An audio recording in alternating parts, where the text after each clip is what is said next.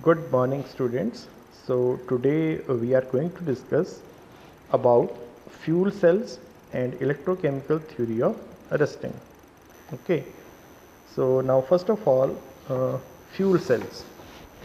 Now galvanic cells, which are designed to convert energy of combustion of fuel directly into electrical energy, are called fuel cells.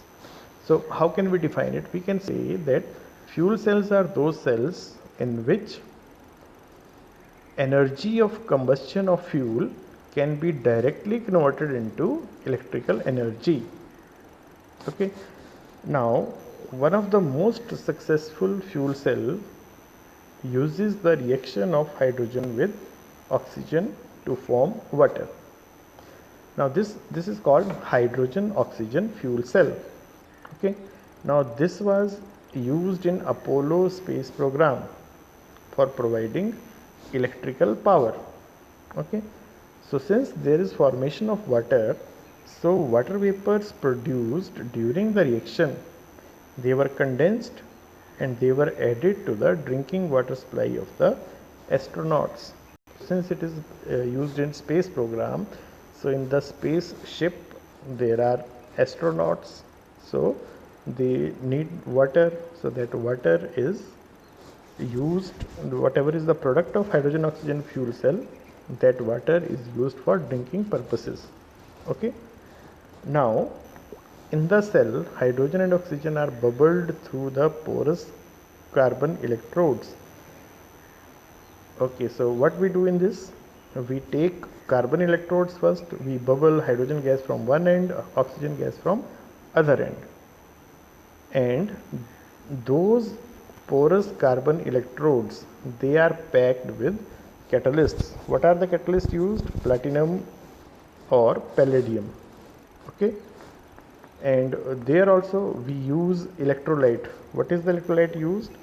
Electrolyte is aqueous solution of sodium hydroxide. Okay. So now you know what are the different things we are using. What is cathode, what is anode, and what is electrolyte. Okay, now see, this is the diagram of fuel cell. From this side we are entering hydrogen, and this is porous carbon electrode. This is porous carbon electrode. It is filled with platinum or palladium. Okay, similarly this is also porous carbon electrode, and this is filled with either palladium or platinum. Okay. Now that side electrode from which we are entering hydrogen, that is called anode, and the other side from where we are entering oxygen, that is called cathode. Okay. Now what is there inside? This is the electrolyte. What is electrolyte? KOH solution. So KOH solution is electrolyte. Now when these two come inside and they produce H2O, now during this process, whatever is the heat released, that is directly converted into electrical energy. Okay, now see what are the different reactions occurring at cathode. See, this is the gas which is entering in the cathode. So at cathode, O2 changes to OH negative ions, because at cathode what happens? A reduction occurs.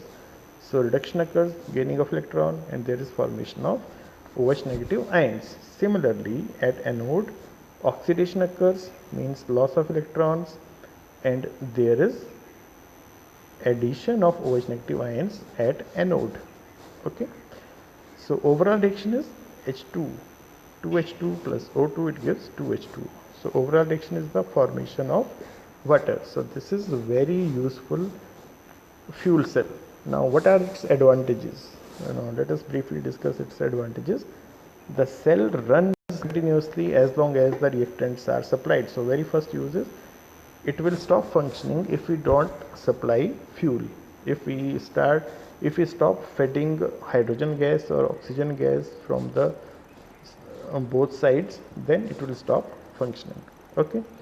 Now if we talk about thermal plants where electricity is produced, their efficiency is about 40%, means whatever fuel we are using, we get output as 40%. But in case of fuel cells, our output is 70%. Okay, so there has been tremendous progress in the development of new electrode materials, better catalysts and electrolytes. See, there are only three things which are to be used: electrodes, catalysts and electrolyte. Okay, so so much progress has been done in this field, and we are developing, well, the latest and the better or the best electrodes, electrolytes and catalysts, okay, which will increase the efficiency of fuel cell. See, it is 70% at present, or it will be increased if we increase the quality of the things which are to be used. Now, these have been used in automobiles on experimental basis. So in automobiles, still we are using lead storage battery only, but in few companies they are working on this, that how can it be of use. Okay, now very important use of this cell is that it is pollution free. Okay, and there is use, or there are researches that which type of different fuels can be used in fuel cells. Okay, now last topic of this chapter is corrosion. So what is corrosion? Okay, now see, corrosion is the word which is derived from Latin word corrode. Latin word is corrode. Now what does it mean? It means to gnaw. G-N-A-W. Gnaw means just like a dog takes the bone and it keeps on eating it. It doesn't finish, but it keeps on biting the bone. Okay, in the same way, corrosion means that environmental conditions will keep biting the metal. Okay, so what is corrosion? It is the deterioration of materials by chemical interaction with their environment. Okay, the term corrosion is also applied for the degradation of plastic, concrete or wood. Means, see, since there is a word used, degradation, so if there is any other substance which is undergoing degradation, then also corrosion word is used. But corrosion means it is the exact word for metal deterioration. So we have to use this word for metals deterioration only. Now when we say for iron, then this corrosion word is replaced by the word rusting. Now see, you can see at the picture, this is the good one, nail, and this is the corroded nail. Okay, so here we can use the word rusting of the iron nail. Okay, now the chemical or electrochemical reaction between a material and its environments that produces a deterioration of the material and its properties. So corrosion, how can we define? We can define like this: the chemical or electrochemical reaction between a material and its environments that produces a deterioration of the material and its properties. Okay, now if we can have few examples of corrosion. First example is tarnishing of silver. So if you see silver articles, then there is development of blue or black layer. Mostly it is black layer, but you may it may appear like blue. So this is the corroded thing. This is the substance which is formed because of corrosion, and this is called tarnishing of silver. Similarly, for copper and bronze articles, if we see, then there is definitely green layer. Okay, so that green layer is the formation of corroded material. After corrosion, whatever is the product formed, that is of green color. Similarly, rusting of iron. So see, this picture shows the rusting of iron, this picture shows the green coating or corrosion of copper or bronze articles, and this shows corrosion of silver. Okay, now Why do metals corrode? So why corrosion occurs? Okay, now see, you must have studied in thermodynamics that any spontaneous reaction in the universe is associated with lowering in free energy of the system. Okay, means whenever a spontaneous reaction occurs, then there is decrease in the energy of the system. In simple words, you can say like this: all metals except the noble metals have free energies greater than their compounds. Okay, so if we talk about metal, then they will have free energy value greater than their compound. It means the metals will be more stable as compound than in the free state. Okay, now see, you can see this diagram here. What is shown, this is the ore from which we obtain metal. Okay, by doing some processes which is called extraction process or metallurgy process. Now in this process we have to give energy. Ore is otherwise stable, it will stay as it is, it will not undergo any change, but by supplying some energy we can extract our metal from that, and then metal energy of metal is more, means it becomes more unstable, then it reduces energy, it releases energy, and then it changes to some other substance. Okay, that other substance has lesser energy. Lesser energy means that is more stable. So this can be shown here. See, ore which is thermodynamically stable, after the process of metallurgy there is formation of metal. Now metal has more energy, so more energy means lesser stability.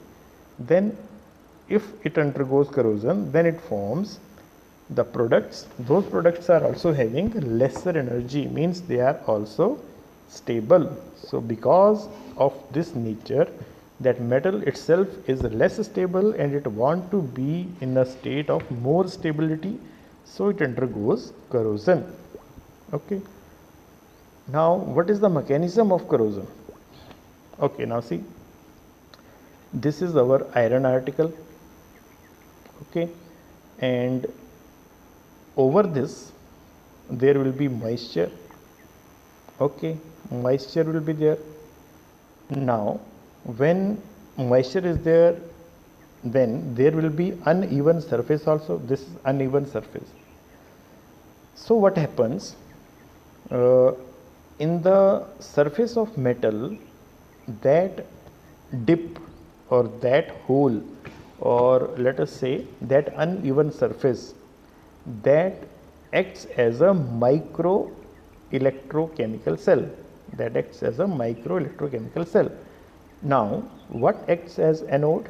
Pure metal acts as anode, and impurities, just like in iron articles, there is essentially presence of carbon. Okay, so that will act as cathode. So here the purpose of cathode is to just provide the place where cathode reaction will occur. Okay, now what happens? Pure iron undergoes oxidation because it is anode, and these reactions occur at cathode, where what is involved? Atmospheric oxygen, which is dissolved in water, that is involved. Okay, now we will be writing the equations in the next slide, so let us first discuss this. The mechanism of rusting is found to be of electrochemical nature. Anode and cathode are involved. Electrons flow from anode to cathode. Oxidation of iron to Fe2 positive occurs. This means Fe2 positive, oxygen state is 2 positive at the anode, and several reduction reactions occur at the cathode. At anode areas of iron, iron is electrochemically oxidized to Fe2 positive or Fe2. In an oxygen environment, Fe2 positive is oxidized to Fe3 positive, which changes to FeOH whole thrice. And finally, hydrated ferric oxide. Hydrated ferric oxide means rust. What is the formula of rust? Fe2O3 dot X molecules of water. Okay, so that is also termed as hydrated ferric oxide. So this thing happens. How it happens? See here properly. See here what we have done. This is water droplet, and see, you can see the uneven surface. This is uneven surface of steel or iron. Now see, if you see with the naked eye, in the finest form also you will you can see it is not uneven, but if with the help of powerful microscope you will see there will be micro dips. So those micro dips serve the purpose of electrochemical cell. Okay, now what happens? See, at anode what happens? This reaction occurs. Fe undergoes change and it undergoes oxidation and forms Fe2 positive. Then Fe2 positive again undergoes change to form Fe3 positive. Okay, now Fe means ferric hydroxide. It again reacts with atmospheric oxygen, which is present as dissolved oxygen in air, and it forms FeOH whole thrice, ferric hydroxide. Okay, now from where this ferric hydroxide is formed, from where this hydroxide ion comes, this is from the cathode. Okay, now see what happens at cathode. What is cathode? Any impurity present in the iron article is acting as cathode. So essentially there is presence of carbon. So carbon atoms, they will act as cathode. Now this reaction occurs at cathode. First of all, oxygen changes to H2O, then H2O again combines with dissolved oxygen to form hydroxide ions. So these hydroxide ions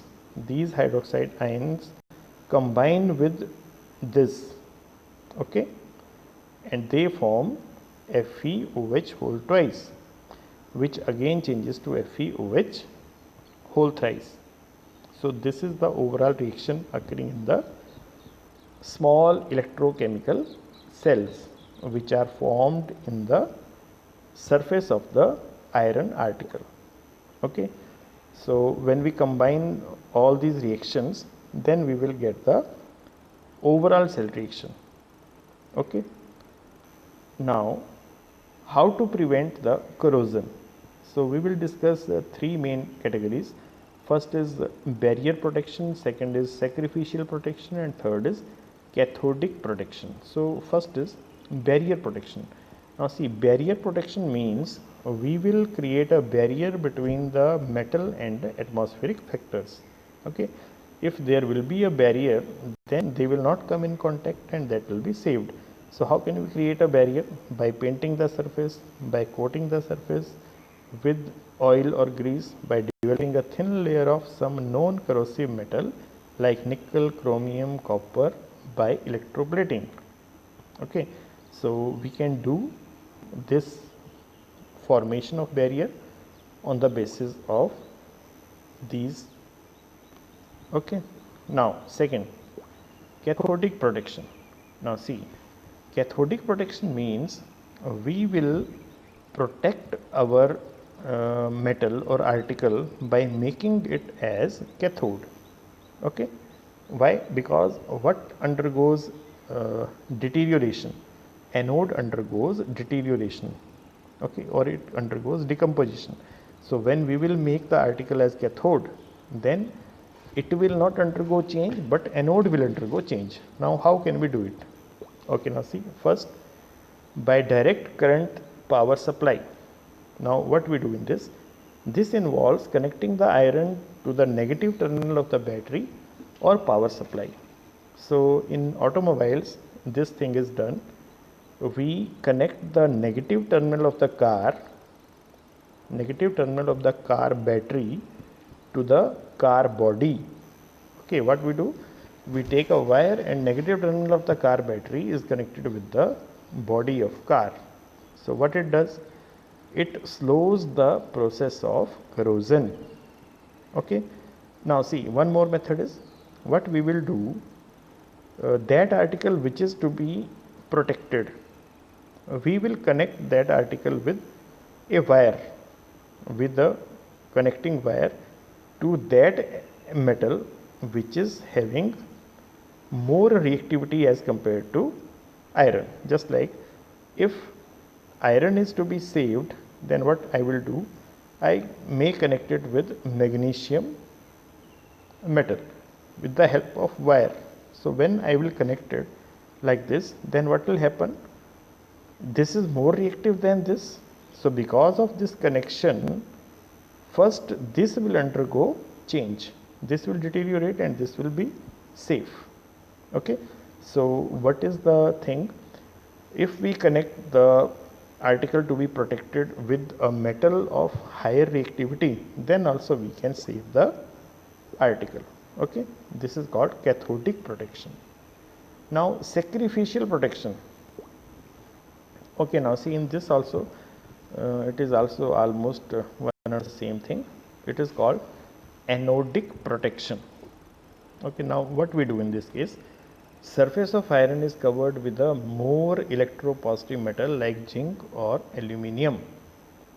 Okay, now one thing we have done, galvanization. Okay, so that is also of this category. Sacrificial protection, that particular substance which is of which layer is produced on the other substance, that layer will undergo change first, and then till that time that particular article will be safe.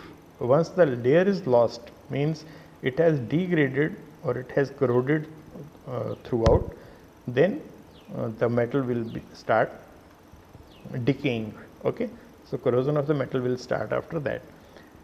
So in this case, what is done, a particular metal sacrifices itself for the protection of other metal.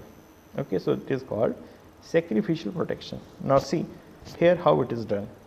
What is done here, we have taken a steel pipe. Okay, we connect it with a particular magnesium metal plate with the help of connecting wire. Okay, now with the help of connecting wire, when we connect it is underground. So in the ground, this steel pipe is in connection with magnesium plate.